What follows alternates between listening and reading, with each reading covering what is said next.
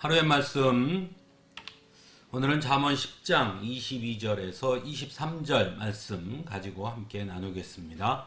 먼저 성경 봉독합니다. 주님께서 복을 주셔서 부유하게 되는 것인데 절대로 근심을 곁들여 주시지 않는다. 미련한 사람은 나쁜 일을 저지르는 데서 낙을 누리지만 명철한 사람은 지혜에서 낙을 누린다. 아멘. 인간은 본성적으로 힘에 대한 추구가 있습니다. 처음 인간에게 있어 가장 강력한 힘은 말 그대로 육체적 힘이었습니다. 그래서 자연스럽게 육체적으로 강한 힘을 가진 자가 권력을 소유하게 되었습니다. 그리고 그것에 대한 반동으로 연합과 집단이 형성됩니다.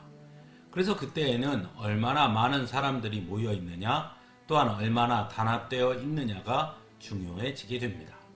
그래서 노동력이 곧 힘이 되는 것입니다. 센 힘에서 많은 힘으로 전환이 일어난 것입니다. 이후에는 도구에 의해 힘이 결정되었습니다. 청동기 문화를 누른 철기 문화가 대표적이라고 할 수 있습니다. 그래서 그 이후에는 더 좋은 도구를 얻기 위한 경쟁이 시작되었습니다. 즉 도구가 곧 힘이 된 세상이었습니다. 그리고 현재 우리는 자본주의 사회에서 살고 있습니다.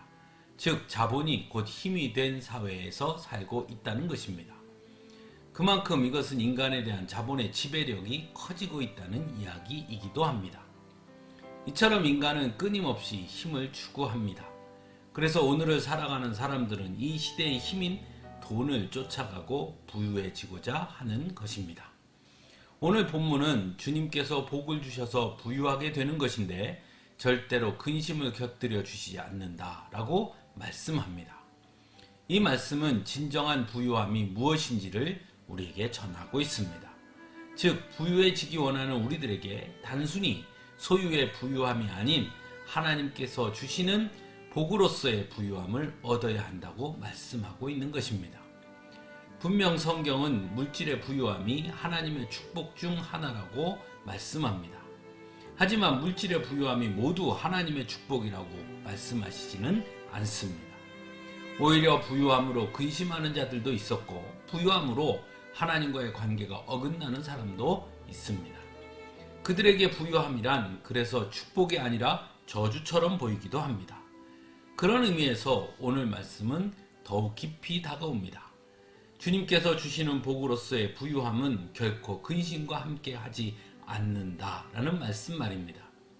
근심하지 않는 부유함이 곧 복인 것입니다.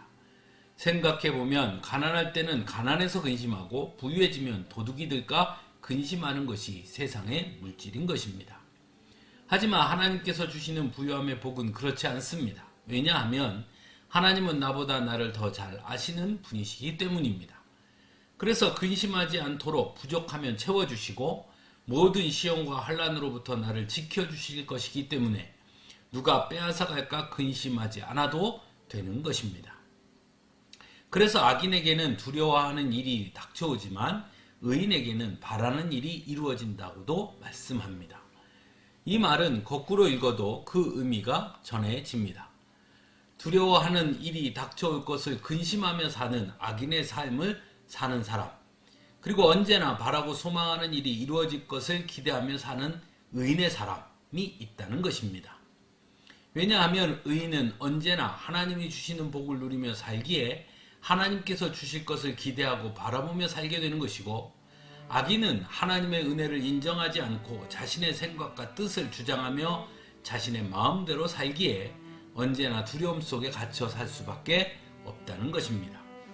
사랑하는 성도 여러분, 무엇보다 중요한 것은 이 세상의 유일한 힘은 오직 하나님밖에 없다는 것입니다. 눈에 보이는 자본이 힘인 것처럼 보일지 몰라도 진정한 힘은 오직 하나님 한 분에게 있음을 알아야 합니다. 그래서 우리는 자본을 쫓아가거나 굴복하는 것이 아니라 하나님의 말씀을 따라 하나님의 은혜 앞에 굴복하는 자가 되어야 하는 것입니다. 그러므로 우리는 하나님께서 주시는 복으로서의 부유함을 누리는 자가 되어야 하겠습니다. 함께 기도하겠습니다.